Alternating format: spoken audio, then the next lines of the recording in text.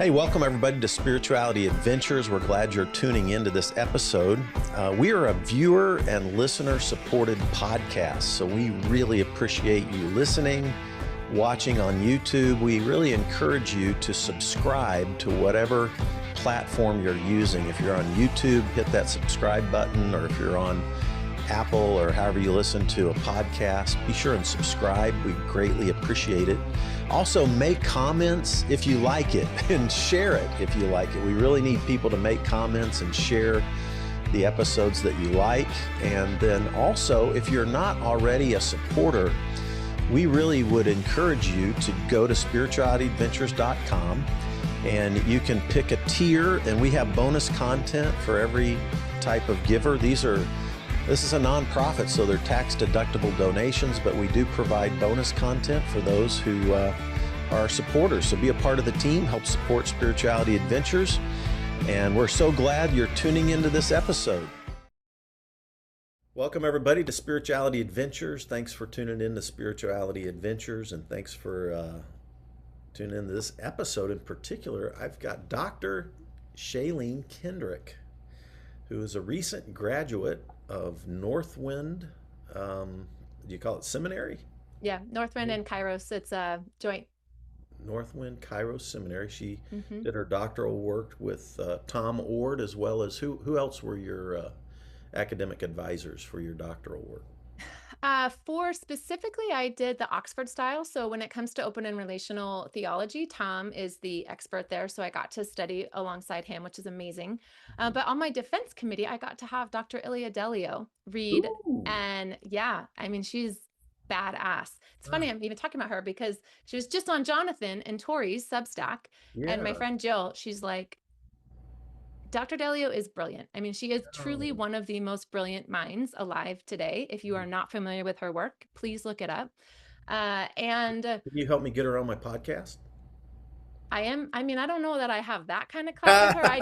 I was one of the few to get her on my defense committee, There you go. which was really fast, especially because my dissertation was 400 pages.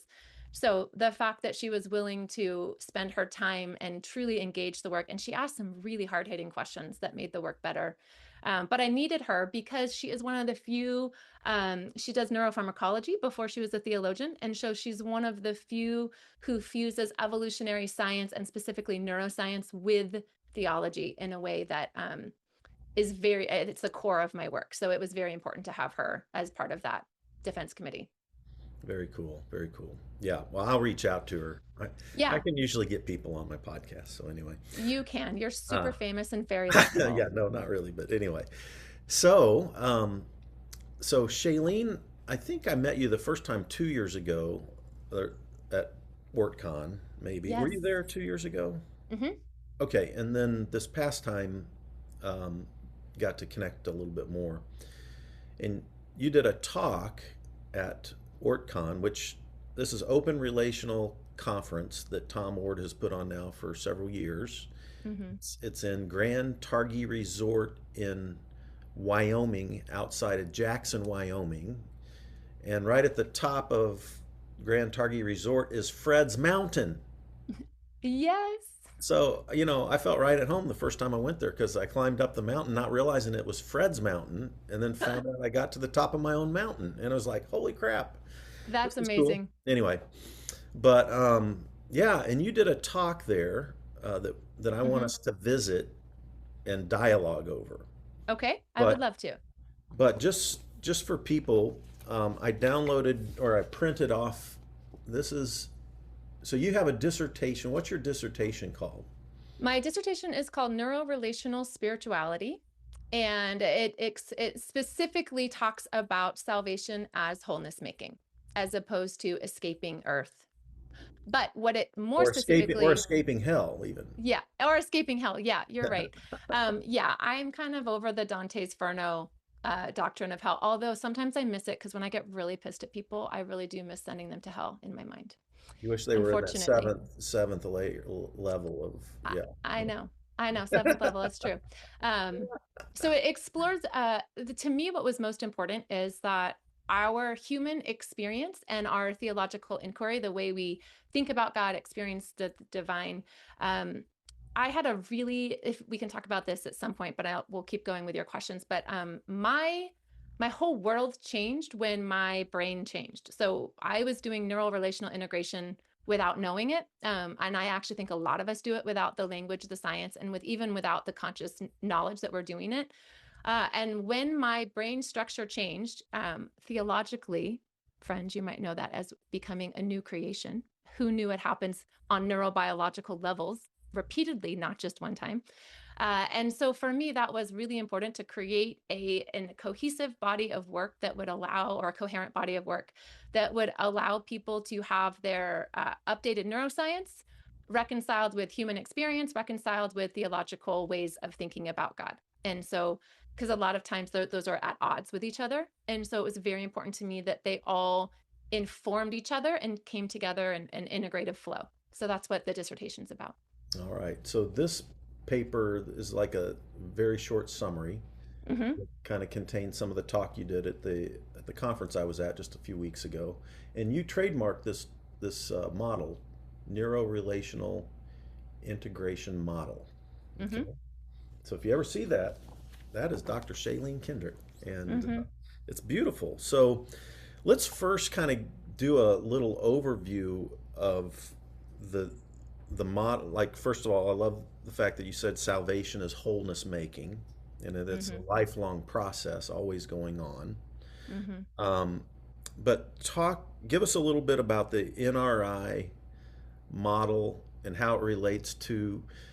You talked about the three different centers: mind, body, spirit, but Mm-hmm. in a little bit different way Mm-hmm. than what I grew up learning mind, body, spirit was, right?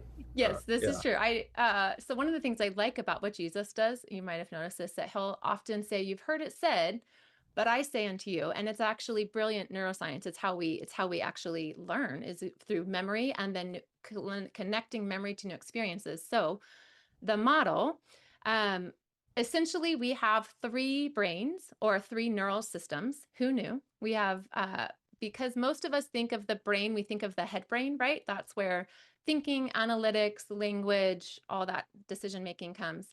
But what I discovered about 10 years ago or more, 15, is that we also have a second brain. It's called the gut brain. And there is about 168 million neurons around the gut brain, specifically the gut brain axis. And so we have 86 billion neurons in our head with our actual head brain, about 168 million within the gut brain axis.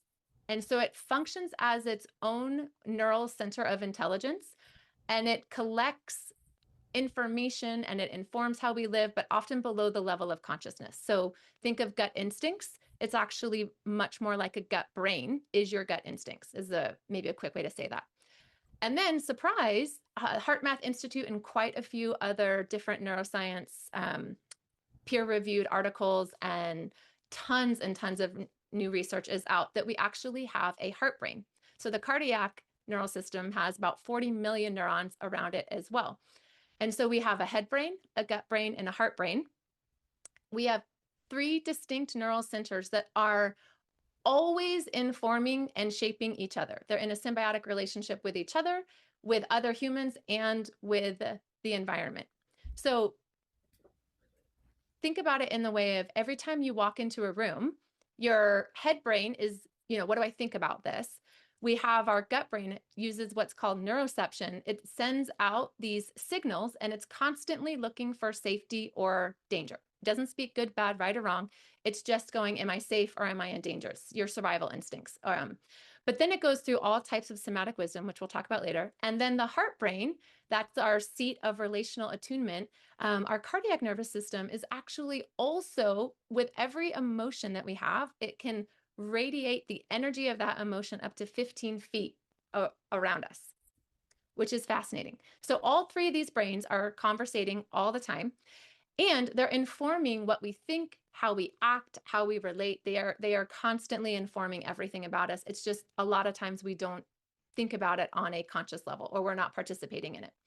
So neuro-relational integration, it's a neural systems model, and it does two things. It helps us realize from a scientific neurobiological relational standpoint, oh, we have these 3 actual neural centers of wisdom that we can tap into at any point in time and ought to tap into.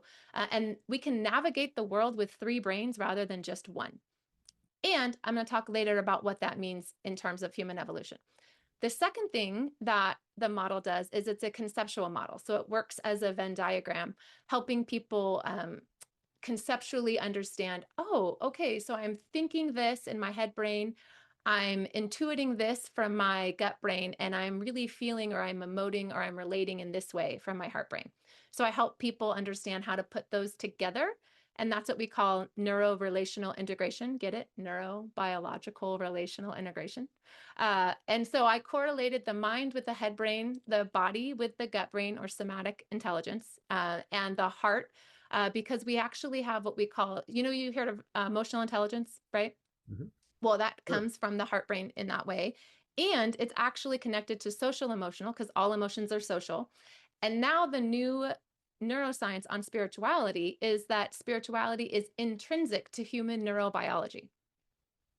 Yes, So, because it's about connection, yes, right? right. So, Mm-hmm. yes. And and all these are attached to different systems within our actual brain, but we're not going to get into that. That gets confusing. So the model helps us think about, okay, when I go into a room, how can I use all these innate sources of wisdom to navigate my experience or to navigate this conversation with you, right? So even in this moment, I'm analyzing, I'm thinking, but I can feel this like pull around my heart connecting me to you and to your listeners and to our listeners to go, okay, how can I attune or how can I connect and relate both with Fred, with Sam, and with anyone who I can't see at the moment? And then I have that neuroception, that gut brain, who's like, okay, what are my instincts telling me about this moment? Um, so that's the science part. Okay. So for our audience, we're going to get into talking about trauma, healing, and Mm-hmm. wholeness. Okay. And we're going to get into the woman at the well as a case study. Mm-hmm. All right. But before we get there, I have a couple of questions just from my own deconstruction over the last 6 years. And then, I've been in therapy and I did a 2 year training in mindful meditation with Tara Brock and Jack Cornfield. I'm a certified mindful meditation teacher now. I lead That's classes in amazing. this. Um, so, but like one of the things I've done, not trained in, but just experienced is like a Reiki session. Okay. Mm-hmm. And I think in Reiki you have those 7 chakras, energy Mm-hmm. centers, right? Mm-hmm. And you've talked about 3 brains. I'm curious how that might relate to these chakras, these 7 chakras, or does it, or are we Yeah, talking about no, 2 different things? both. And then And I mean, and then I have another question okay, well, following up that one about okay. mindful meditation and things I learned in there as well. So I just want to get clear with Yep. how I'll that answer might. the first one as Yeah. succinct as I can. And by the way, Okay. I tend to be very wordy, so feel free to interrupt me at any time. And the first one is this. They do line up with our chakras. One of my favorite neuroscientists, Julie DeGangi, she has this book called Energy Rising. It is my go-to book. It is actually Energy the rising. neuroscience of emotions. Okay. You should read that alongside Candace Pert's, by the way, The Molecules of Emotions. But back to Okay. Julie DeGangi's, hers, Energy Rising, she does a phenomenal job at lining up emotional energy, like the actual scans of how emotional energy works in your body. And it eerily lines up very succinctly with the 7 chakras. Hmm. Uh, so That's her work was fascinating to me to think about how the actual energy, emotions are neurobiological energy, right? They're electromagnetic energy. Um, and the way they move through our body is a really fascinating way, and they can be incredibly healing. They're not good, bad, right or wrong, but they signal you to what do you need right now. And that's one of the things that I love about that is, to me, that's that heart center, that heart brain, is using emotions to help you understand what your needs are and how to get your needs met, which in a lot of ways helps heal that mind body split. So if you think of, this makes for bad bad radio, right? When I'm trying to give visuals, but no one can see. So think of your heart center in the middle, and then you have your head up top, right? And then that gut brain below. Right. The That's how I think about it. Yes. And so Yeah. if you think about that heart center in so many ways, it bridges the mind body split. It helps the mind and the body come back into integration and into deeper connection with each other. And so a lot of times, if you follow your emotions, you will be bridging the disconnect or the disintegration that often happens between the mind and the body. Mm, And yes. there's a way we can talk about that later, but Yeah. that's like the Good, quick good. science of it. Okay, cool, cool. All right, then the mindful meditation, one of the things that we talked about frequently was the amygdala, the Mm-hmm. most ancient part of the human brain, the reptilian part, fight, flight, freeze, you know, Mm-hmm. and how we all have a negativity bias because of that evolution, because it's always searching the horizon, trying to figure out what's going to kill us or not, and it's That's your neuroception. See, and you then just said it. and The then amygdala. Yep. if we have trauma, like something that almost kills us or feels like it's going to almost kill us, then Mm-hmm. that stores deeply, and then that imprints, and then we're Yeah. constantly horizon scanning the horizon for any potential triggers that might look like that, right? Yep. Mm-hmm. So that's a negativity bias that every human Homo sapien has, right? Then Mm-hmm. what I've learned with people in deconstruction, like with myself and others that I've worked with now, is that we have a second, it's like a double whammy in that we grew up in this theology that told us we were dirty rotten sinners, Yeah. and that we can't trust ourselves or our bodies or anything, that we're dirty rotten pieces of crap, and we can only be saved by the grace of Jesus and all that kind of stuff, which I'm all for Jesus. But what I realize is that we miss the whole first two chapters of Genesis, which talk about original blessing as being Yeah. our core identity. And so many people that go through deconstruction have an evolutionary negativity bias on top of a theological worldview negativity about themselves. Yeah. And so it creates these people who have an inner critic that just beats the shit out of themselves all day long, almost every day of their life. And Catholics and Southern Baptists have the worst inner critic, it seems like to me, because their Yeah. theologies are so built upon original sin rather than original blessing. Now, I'm definitely jumping into some deep theology, but in mindful meditation, Mm-hmm. part of helping people heal from religious trauma is learning how to work with our inner critic and that negativity bias in a way that's open, curious, Mm-hmm. compassionate, kind, non-judgmental toward ourselves Mm-hmm. as well as other people and all creation. So Yeah. I was curious, as you got into this, I was all starting hearing your language, trying that to integrate that with stuff that I'd learned in mindful meditation, because Mm-hmm. mindfulness starts with your body and breath and trying to get back into your body, Mm-hmm. mindfulness of thought, then mindfulness of feeling, and then mindfulness of interrelational connectedness. And that's kind of the four overviews of mindful meditation from the Vipassana Buddhist tradition taught Mm-hmm. by Jack and Tara. Anyway, so Yeah. all of that to say, as I was listening to your stuff, I was trying to, integrate that with things that I've been learning in the mindful meditation world. So I'm It curious if you have a short comment on that. Then we'll jump into the rest of your. Yeah, well, the short comment on that is that mindfulness will change your life. Mindfulness meditation, it is neuro-relational integration. It engages every part of you, and it does actually restructure your brain, which is really fascinating. Which is also why you'll notice, I don't everyone grew up different. Um, we all grew up in different ways. From the Christian tradition that I grew up in, specifically evangelicalism, specifically white evangelicalism, grew up believing that yoga, mindfulness was in a lot of ways of the devil. And it wasn't until I figured out the neurobiology of it, I go, oh, the second you get into your body, you become less able to control. And so the second you start embodiment and mindfulness, it becomes harder and harder for authoritarian systems to control those who are in the process of wholeness making. And the reason is your power is directly connected to your felt sense of wholeness. And that's true neuroscience. Like go read Energy Rising.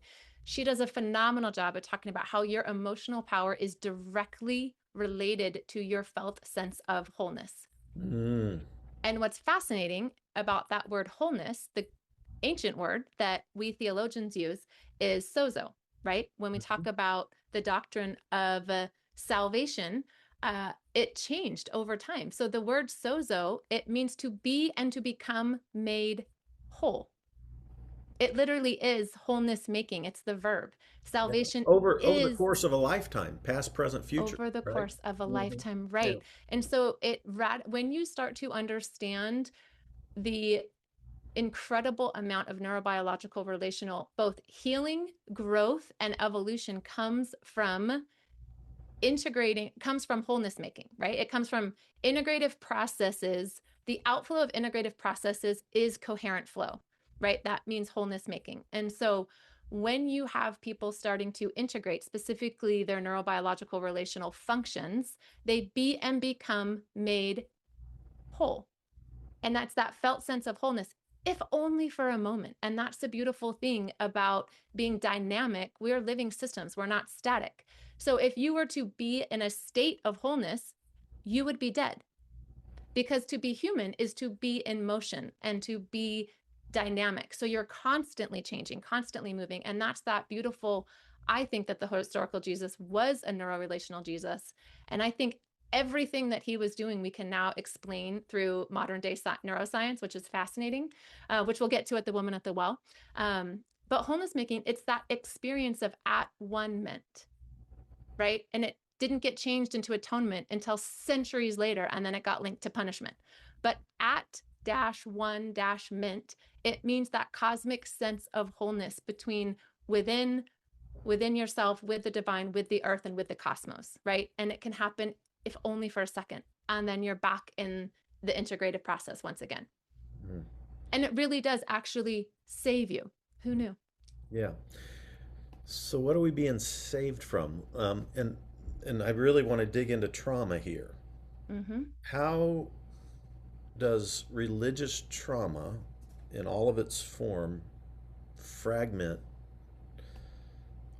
ourselves? Well, I I, think it's interesting that you started and, with saved from, right? yeah, what do we save from, and how does that relate to trauma? Mm-hmm. How does it relate to, from your perspective, we're talking about patriarchy, Mm-hmm. authoritarianism, all of these kind of things. How does that fragment us? How does trauma and belief system trauma fragment us? That's kind of what I'm trying to dig into. And Yeah. yeah, so what are we being saved from, right? I'm going to back up just a little bit before I answer that question because I Hmm. think the foundation that question lies on is really important. I actually think the worst thing to happen to religiosity is to think that we're being saved from something. Okay. And the reason is uh, we are not, we don't need to be saved from the human experience, Okay. right? Like, and Good, that good, because good. people frame the problem, right? To be saved Yeah. from something, you're starting with the problem. And I don't personally think that the human experience is a problem. So I Okay. don't think we're being saved from ourselves or from the human experience. I think for me, But you understand when, why I asked the question, though, right? oh, Because that's absolutely. a huge, huge thing when you talk about salvation, right? So, That's what I'm getting at, right?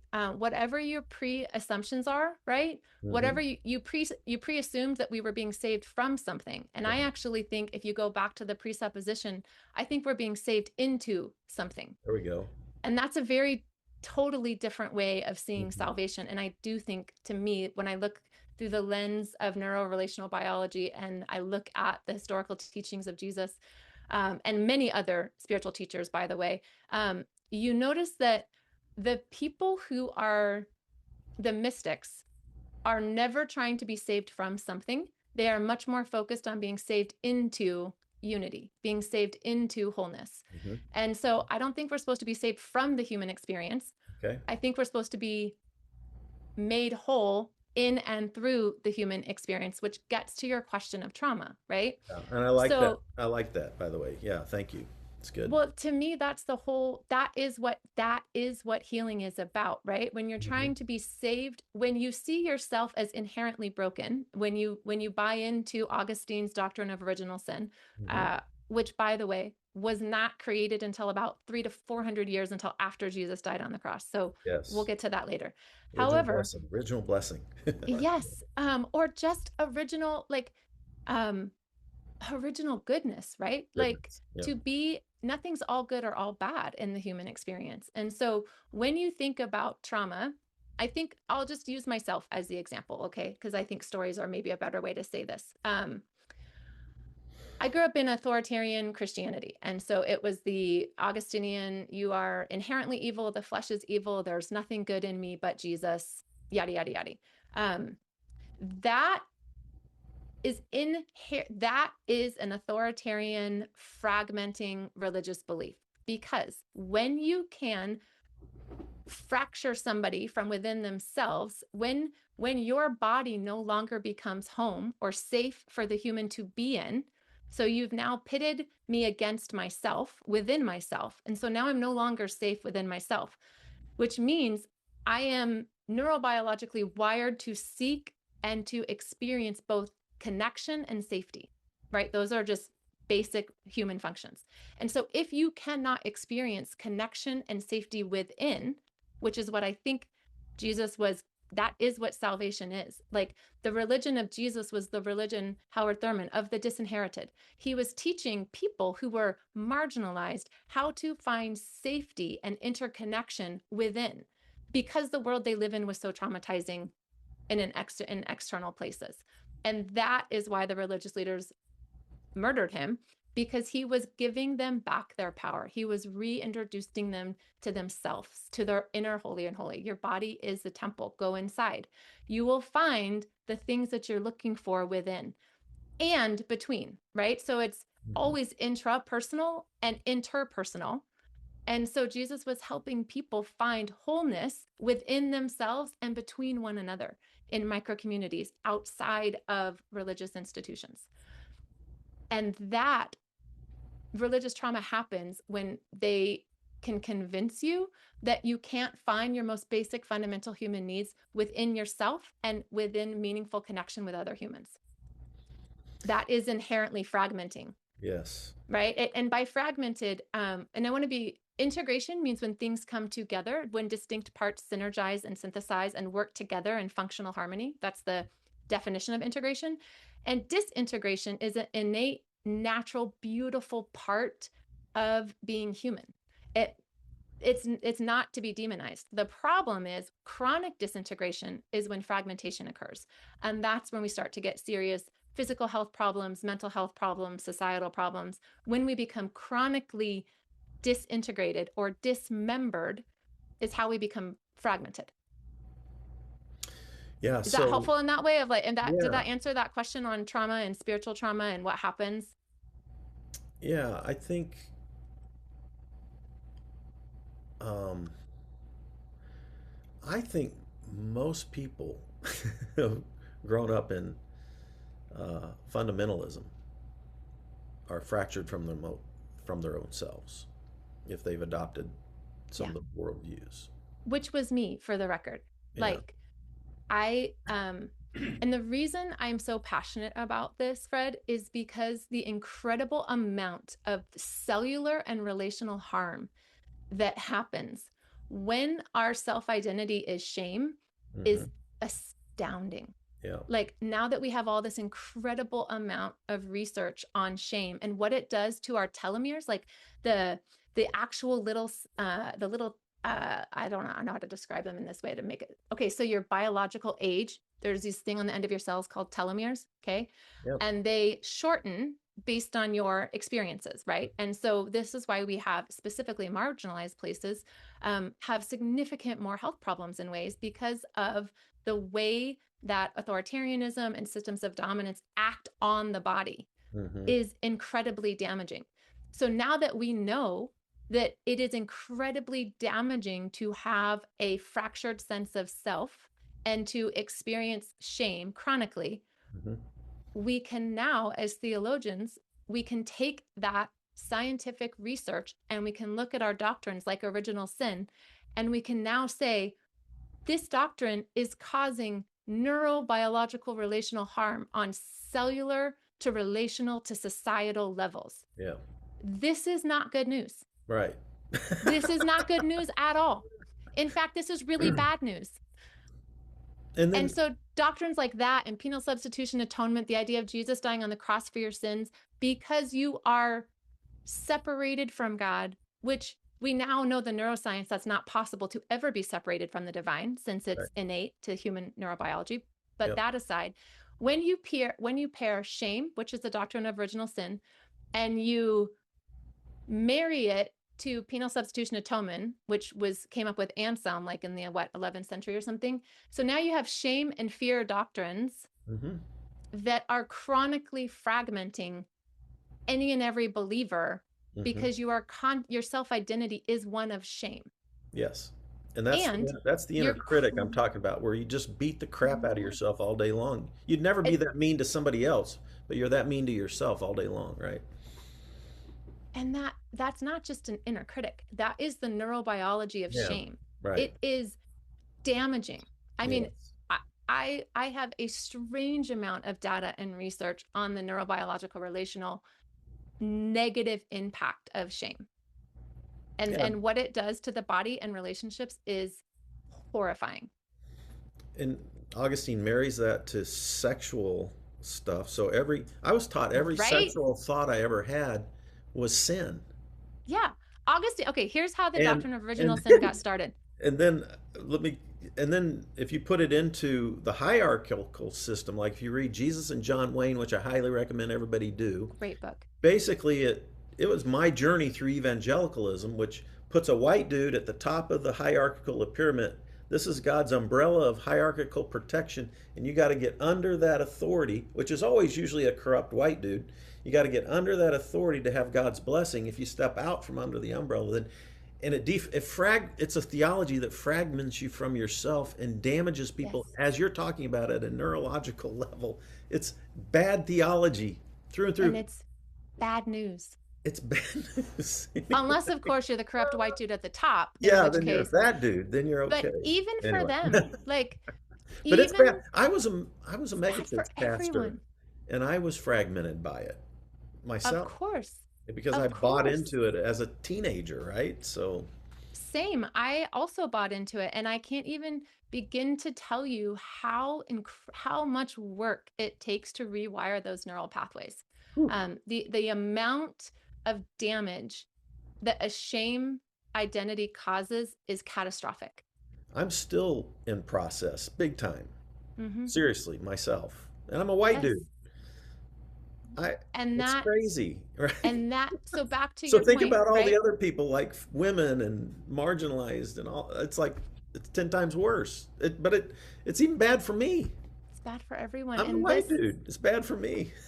where all of a sudden wholeness making at Uh, one minute, being at one, um, that feels holy. That feels like good news. One of my favorite theologians, Abraham Heschel, he's a early 20th century rabbi. so He says, I was doing a PhD in the Hebrew Bible. you Abraham did? Joshua Heschel was Abraham, the person who he's took the me go-to, into process theology. right? Okay, so Yeah, you may know this already. You know, he talks about that faith is the journey of remembrance. Do you know this? Did you read I, that from I've, him? I've read that. Yeah, And he says this, he says the opposite of remember is not forget. It's dismembered, mm, disintegrated, chronically mm, fragmented. So the mm, opposite to remember yourself is not because you have forgotten yourself, but because along the crucible of life, we become dismembered. And mm, so the journey of faith is to remember, to be, it's a wholeness making process to become at one within ourselves, with the divine, and between one another, and then the earth and with the cosmos. And so that is when you're being saved into wholeness mm. rather from yourself or from an evil God, Jonathan Edwards God that wants to burn you over a stake of fire. Yeah, Um, you only think you're being saved from something if you have authoritarian God images. yeah, yeah, yeah, yeah. Whew. All right. Mm-hmm. So, with our remaining time, we Tell got me, where about do you want to go? 25 minutes. I want to dig into the woman at the well as a case study, And then I want you to close us out with some practical practices that help us with this neuro-relational integration, like to help me be more whole, Shaleen. All right. Yeah, you and me both, Please, friend. please help me be more whole. All right. Yeah. Anyway, Um, I need it. well, Okay. here's what I love. In flow, so in integrative flow, we evolve. In fragmentation, we react. And we are living systems, and living systems are meant to transform. And for me specifically, that word transform can be so very abstract, right? Like, what does it actually mean? For me, transform, it actually, I mean, the etymology of it means to go beyond the current form, is what it literally means. And that for me means growth, which is first order change, and adaptive evolution, which is second order change. That's when the system itself becomes fundamentally different in relationship to the other things around it. And so when I think about a salvation as wholeness making, and I go to the woman at the well, and I think the thing that was so fascinating, again, I'm going to use the teaching tool. You've heard it said, and now I say unto you. Um, I grew up being taught that the woman of the well was a whore, basically. She's a shamed, broken sinner. She was at the well at noon at the hottest, highest time. The sun was the highest because she was shamed from all the other women, and she was sexually immoral. And Jesus came to the well and was confronting her sexual immorality, right? The idea that she had 5 husbands and the current husband you're living with now is not your husband. And it was always a story of repentance, right? It was this woman seeing herself as a broken, dirty sinner. And then she came in to believe that Jesus is, going to save me from myself, from my inherently rotten, evil flesh. And then he offered her a drink at the well. He said, he goes, will you give me something to drink? And she's like, well, you have no bucket. And he's like, well, and then the next thing that he said, what was really fascinating, he offers her living water, right?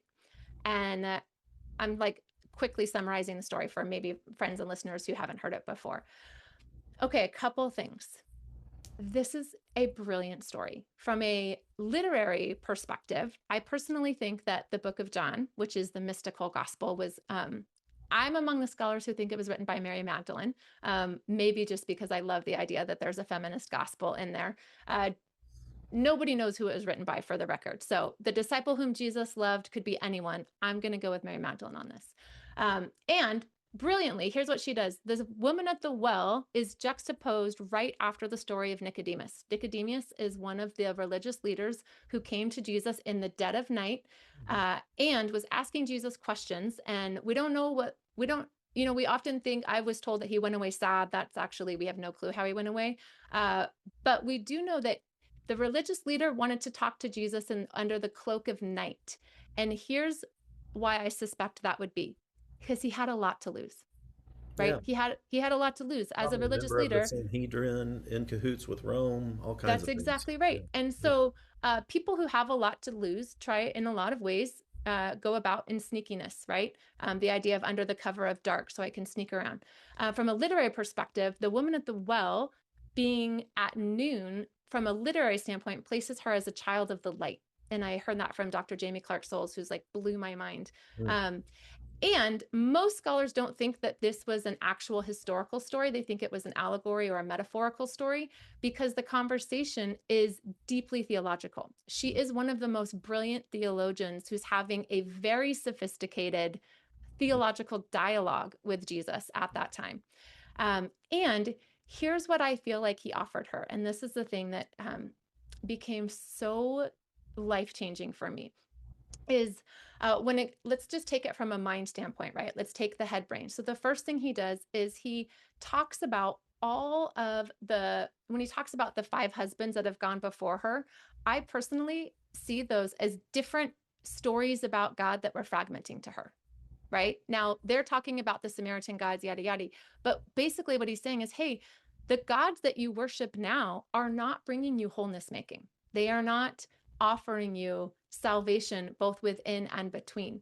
These are 5 different husbands or 5 different ways of believing about God that are keeping you fragmented. And so But even Sorry, go ahead. Sorry, even potentially 5 different abusers. Is that possible? Well, absolutely. And that was going to be my next point, right? The idea that the woman of the well is a whore because she has agency to go around sleeping with 5 different men is insane. In the ancient Near East, women had no agency. We're talking about a fundamentalist Jewish culture, right? She was property. This Yeah. is this is more of a story of sex trafficking than it Yeah. is Yeah. anything else, right? Like Exactly. this woman was more than likely raped by 5 different men and Yes. passed around, and the husband she is with now, it's not like she had any ability to choose that, Yeah, right? and even women today caught in domestic violence, abusive husbands, sometimes the worst thing they can do is move out because they'll just come and Yes. kill them. So they have to sneak, like, if it's a massive thing to get a woman and children out from the home of an abuser safely. Yes, it is. It's like I anyway, I'm going to stop there. But No, trust me, I would people, go down that rabbit hole in a second yeah, with you. And yeah, here's why that matters, okay? Jesus was having, whether it's metaphorical or not, the story is he's having a sophisticated theological conversation with her as an equal, right? He's not talking down to her. He's fully engaging her brilliant theological mind. This is not a story about a woman of ill repute. This is this is a story about a brilliant theologian who's holding her own, and she quips back. She's quite sassy with Jesus, which I love this about her. So he's engaging her mind, right? And then he says, and the husband that you have now, the sixth husband, that the man you're with now is even now not your husband. So we have this idea of she's now exploring another religious system, right? Like going, gosh, because we have this innate spirituality, we are looking for ways to express our spirituality. And that a religion is external and spirituality is internal.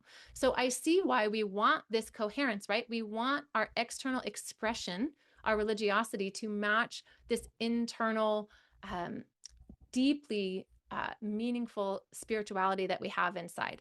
And she's not finding it, right? Because the external religiosities are fragmenting her. So then the next thing he says to her, so he moves from the mind, and then he engages her body, her somatic intelligence. And he says this to her: the water I give you will become a spring and it will well up to eternal life. This is in John 4. And I think from a neurobiological relational perspective that the living water Jesus is offering is her vagus nerve. It's vagal activation. The vagus nerve, if have you heard of the vagus nerve? Do you know this? yeah. I haven't read deeply on it, but yeah, I've heard it mentioned lots. So Yes. So the vagus nerve is one, it's Resman Menica calls it the soul nerve in his book, My Grandmother Hands. I love that book, Um, by the way. That is an Oh my amazing gosh, book. it's Whew. an amazing book. And Yeah. so it is one of the most healing. It goes from our brainstem down our lungs and our heart and our gut and our pelvis. So think of it like it almost follows that line of the chakras, right? It is a biological infrastructure of wholeness making. It is our internal source of vitality.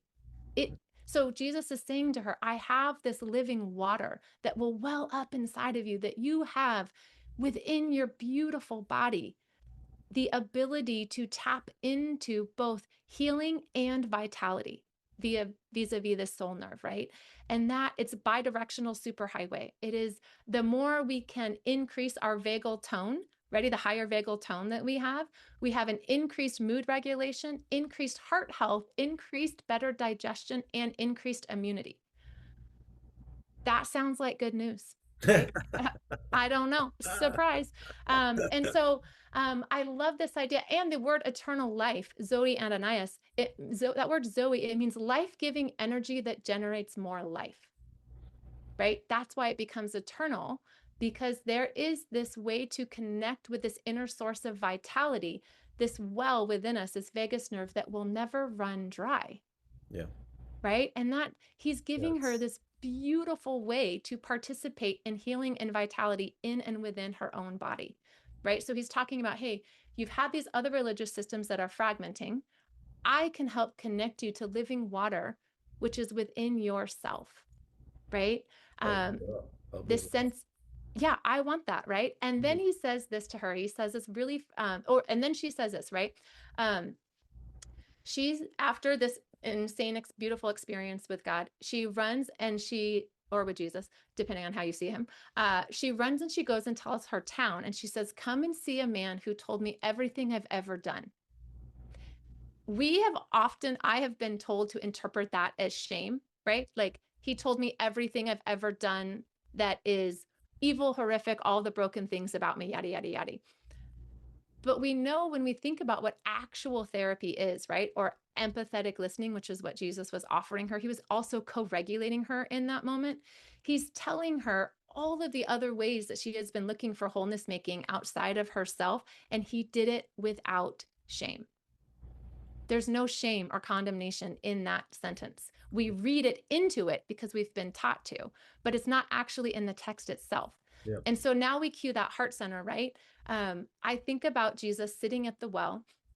I think about him using his own vagus nerve. There's this thing called the ventral vagal hug that you can actually extend your own ventral vagal energy to embrace the human body around you. I think you did that to me. You gave me a vagal hug when we were Right? at Open and Yes. Relational Theology Conference. Yes. And that, like, think about how healing that is, right? Like, to think about how we are able to co-regulate each other and to give each other ventral vagal hugs. And so when your body is not able to regulate itself, that's when other human bodies come and co-regulate alongside of you. So when your body is not able to do what your body has been designed to do, other human bodies come around you and help you function, right? That's interconnection. That's what a living system does. And so when you connect that then to the cardiac or to the spirit center, right, that place of relational attunement, and you think about with every beat of Jesus's heart, whatever emotion he was feeling, that energy of that was extending from his body and touching her body, right? So he was healing her with the energy and emotions of his heartbeat. He was healing her with this ventral vagal energy. He was pointing her back to wholeness making in and within herself, right? So she finds this beautiful sense of integrative wholeness making, this sense of at one-ment within herself, and then with this stranger at the well. And then she immediately goes back and brings her whole community into it. And that is integration in action, right? That is this deeply relationally attuned woman who is embodied and who is looking for a religious system that isn't going to fragment what's happening inside. And that is what I think she found with Jesus at the well that day. Mm. Wow. And you'll That's notice in so the cool. story, she never becomes a Christian.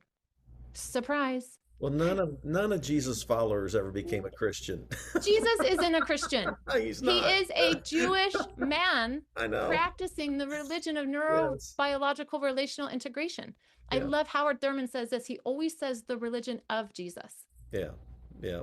That's very different than the religion about Jesus. Yeah. The religion created after Jesus, even you could say it Yeah, the that way. religion, you look, Anyway. Christianity, the teachings of Jesus unfortunately married the empire with Augustine and Constantine in the 4th century and have never gotten divorced.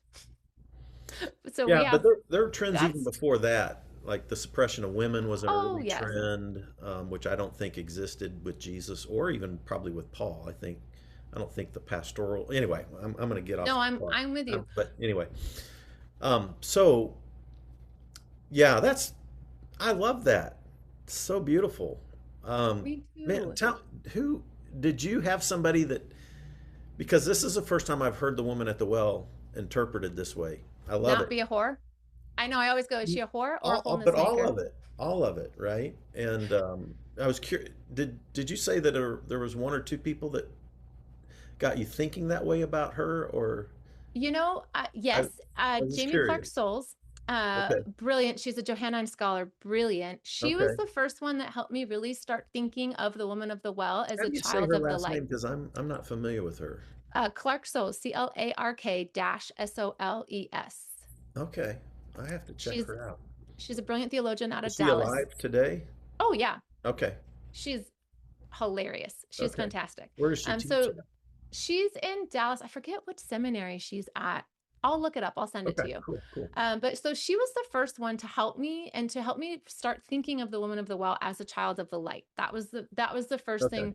Um, Again, growing up evangelical, I had only ever seen her as a dirty sinning prostitute. So that was healing, to start thinking of her as an empowered theological woman, a child of the light, someone who knew what she was about. So that helped me there. But then when it came to the neurobiological relational stuff, um, that's me, in the sense of, at the moment, I'm the only one that I know of who's interpreting scripture in this way. Mm-hmm. Um, Kurt Thompson is doing some good work. I can talk about later that he's still inside authoritarian Christian.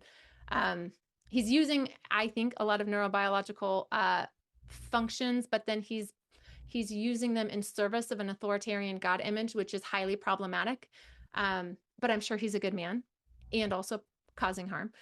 Uh, so to me, the I love words. And so when I started really following the idea of living water and started following the Greek of Zoe Ananias, of eternal life, it once you start reading neurobiology, you'll start, for me anyway, I start very quickly making those connections of, oh, living water is the vagus nerve. Once you understand what the vagus nerve is and what it does, it would make sense of why he would use that word. I can give you water that you'll never thirst again. Well, why? Because it's a neurobiological well of vitality located inside of you. Effervescent. Let's do that. Well, inside of you. Yeah, yeah, yeah. Yeah, Zoe, I've always said, hey, sometimes for some people, eternal life would be a horrible thought, because Oh the my God, I will experience know is there is so no God. destructive, right? Yes, I You don't. know? So, Why do people want to live forever? I don't yeah, understand. yeah. It's about And quality of life. I say it's about the quality of the experience of life versus some kind of length to it. And right, back to not trying to be saved from life, Mhm. right? Or not, but trying to be saved from the human experience, but into the human experience. How do Mhm. I navigate this human experience? And I want to, what you think directly shapes your experiences, right? And so I want to experience life with a sense of vitality. I Mm. want to experience life with a deep connection to my inner sense of worth and my inner wholeness. And when I get dismembered, I want to have a way and a map to come back to myself, to be remembered again. Beautiful. And us love theologians. It works beautifully with love, right? Love God, love your neighbor, love yourself, love the planet, love the universe. We're interconnected Yeah. at all points, at Yeah. all times, with everything. So, yeah, I think this is a good. I love it, Shaleen. Great job on what you're doing. I love it. Thank you. Love it. I hope So, I'm still I'm still fresh out of the doctoral program, and I've turned into a bit of a recluse, spending 7 years in my office studying neuroscience. So my question would be, uh, do you feel like, is it making sense to you? Am I using language that is too technical? Tell me what you're hearing, and maybe tell your audience like what you're walking away with, and what advice would you have for me as I get to share this beautiful research in the world? How can I share it in a way that doesn't feel intimidating to someone, and or feels like it goes over their head? yeah, that's a good question. I've been wading so deep into some of this stuff. I feel like I'm curious what Sam, my podcast producer, Sam, he's also a master of divinity and musician and all this. What do you think about this, Sam? You're hearing this for the first time. I think And come over here. I'm going to get him to come over on because I'm curious what he's thinking because I love Sam here. And this is Sam Gallegos. He's the podcast producer now. Hello, folks. yeah, I mean, I think I've been thinking a lot about the question of evil and like how does this relate to like you know what is actually wrong, like what is the problem and what is the solution, I guess, because like if you're not going to base your theology on penal substitutionary atonement and you're going to talk about salvation as a path towards wholeness and transformation as that, practically what is the problem and what is the solution, I guess, to simplify something that's very deep and very Mhm. talked about for an hour. You know what I mean? I guess that would be my question. So what's the problem and what's the solution? And maybe that's just a wrong way of even looking at it. Maybe that's based on presuppositions that are faulty. I don't know. So that'd be my simplify question for the audience. No, I think that's beautiful. I think we've been Good one. taught, Thank or you. I've been taught, that the being human is a problem. Being human is not a problem. And it is hard to be human at the same time. And so I think the problem, if we're going to simplify it, Sam, I appreciate that. The problem is chronic disintegration within human bodies and between human bodies. And when we become chronically disintegrated, I call that fragmented. Which is what trauma does to us. It's what trauma does. It's what life does, right? Well, Like, life does it. listen, it Yeah. is hard to be human. Yes. Life is hard. I don't care what century you live in. It is incredibly hard. And it's incredibly hard, especially right now. And when we think of people as more like plants and less like machines, living systems and salvation as wholeness making, and the religion of Jesus as a religion of neurobiological relational integration sounds like really good news. And it's really good news because let me think of like a quick neuroscience, mindfulness meditation, right? Back to your trauma, okay? Once you start to let go of authoritarian God images, it actually reduces the amount of neural activity that's lighting up your amygdala, which is your fight flight. So authoritarian God images, here's another way to say it. They are priming our brain for violence, just the straight neuroscience of it. So interestingly, when you're meditating, Fred, and when you're participating in mindfulness, and when you're specifically meditating on a benevolent, mystical, divine, higher power, whatever you want to call it, we now know because of the neuroscience of neurotheology that it's activating neural activity to the anterior cingulate cortex, which is the heart of your brain, is what they call it. And it actually expands the human ability for social empathy, attunement, and compassionate action. Right? That sounds like really good news. That's when beautiful. we can move through the human experience with a greater sense of connection and compassionate action and attunement within ourselves and with each other as our spirituality, that might actually save the world, not from being human, but from being fragmented. So I think that's the problem. Yeah, it's good. One of the ways I've said this in my meditation classes, like Viktor Frankl, Holocaust survival. He has this quote: "Between stimulus and response, there's a space, and in that space is your freedom." And between our prefrontal cortex and our amygdala, yes, there's a space, or between, but it's really what it's talking about is integrating all of this. But also, mindful meditation actually expands that space and helps with downregulation, with integration, with all these kinds of things. Like like what you're talking about, literally helps rewire your brain, right? There's for practices goodness, like that. So for meditation, kindness, breath work does this, right? Meditation. What are some of the other practical things along those lines that help? I'm sure therapy. Yes, Support yoga, groups, trauma therapy, somatic therapy, EMDR, all of those things, psilocybin when used correctly and in healthy ways. So even something, okay, I was at a dinner just 2 nights ago that was very activating. So meaning I'm put in the middle of my autonomic ladder. I have that fight flight. Oh, it was a very is bringing up a lot of childhood religious trauma at the moment. And I made the choice that instead of leaving, which is a good option too, sometimes just physically removing yourself from that space is very healthy and very important. In that moment, I chose to actually hum. Did you know that humming can activate your vagus, your ventral tone? Humming and slight rocking can actually help re-regulate your nervous system. And once you re-regulate your nervous system, it sets a foundation for reintegrating both the body and the heart and the mind together. And so even as simple as humming and rocking, slight rocking. And we do this all the time, right? Think of how we even hold babies. I think of we are co-regulating each other, and we're regulating ourselves all the times in ways we don't even know. That's so fascinating. Isn't that beautiful? It's beautiful, yeah.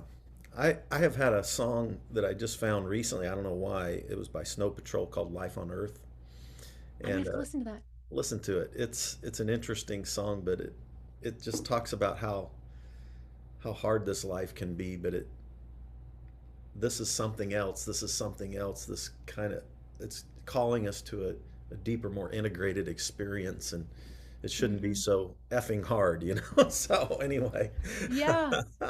And but sometimes it just is hard, right? Like I think of even like the first century followers of Jesus, right? They were all killed and or put in jail. But when we hear a lot of the stories, we hear this like deep sense of harmony and peace and flow wherever they're at, whether it was in the jail cell or in the arena getting murdered. I mean, you think of what happened to those early Christians, and it's not because they found an authoritarian religion that shamed them and terrified them. It's because they had these experiences of wholeness making.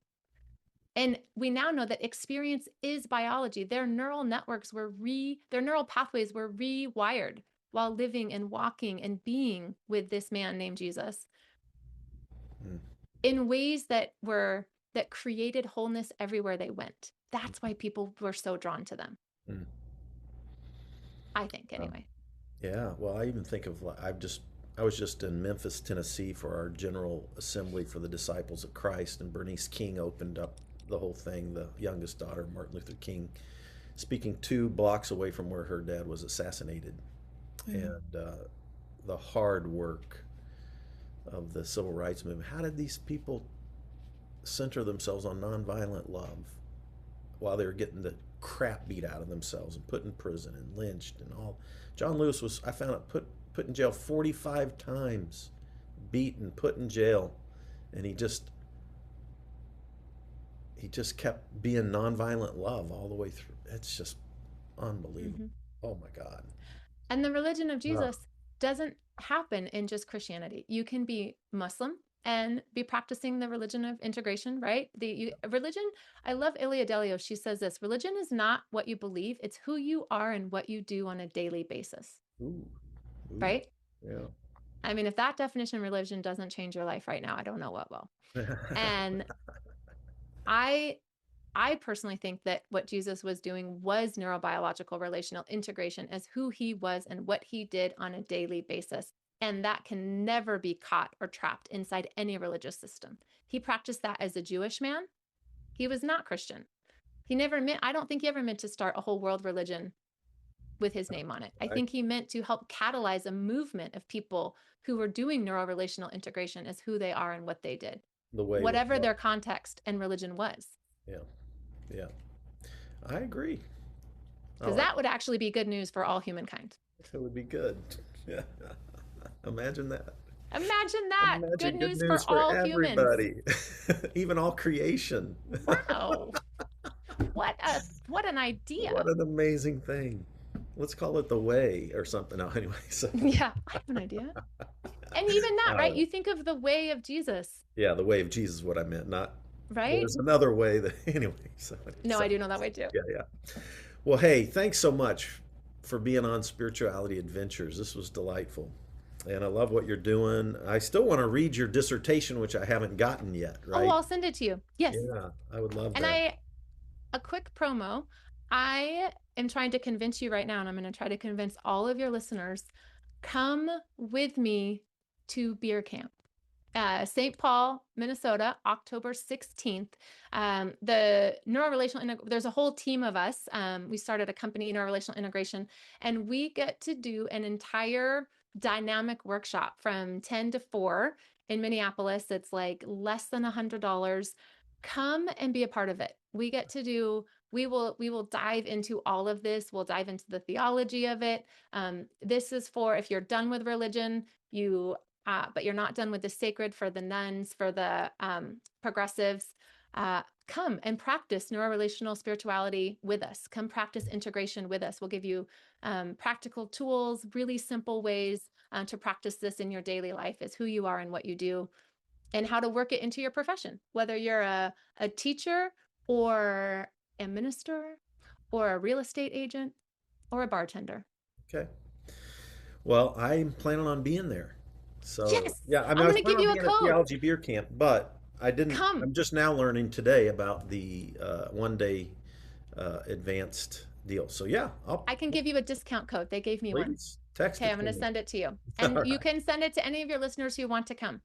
Sounds good. And do you have like Instagram or a website or anything? Yeah, nrintegration.com is our website. And if you head to it and you just put your email in, we'll have the full website up and running by the end of the month.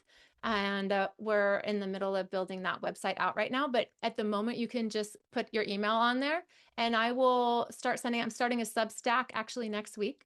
And so if you're interested, we're going to be doing all things neuro-relational integration. And I'll be starting a podcast called the Neuro-Relational Lab, There we go. which will be very fun. Awesome. Awesome. All right. Thanks so much. Thanks everybody for tuning into Spirituality Adventures, and see you next time. Hey, you made it to the end. Thanks for listening all the way through on this episode. By the way, if you're not already a supporter, go to spiritualityadventures.com, sign up for one of our monthly supports, and you will receive our bonus content. You'll receive lots of interesting information about our guests. Many of our musicians will do special bonus songs and record a song. So I want to encourage you to do that. Thanks for listening. Thanks for watching. Be sure and subscribe. Be sure and share any of the episodes that you like. And be sure and make comments if you like them as well. This helps us get Spirituality Adventures out there to more listeners, more watchers. So whatever platform you're using, subscribe, like, share, make comments, and go to our website, sign up for our team, and be a part of the team support. Thank you so much, and we'll see you next time.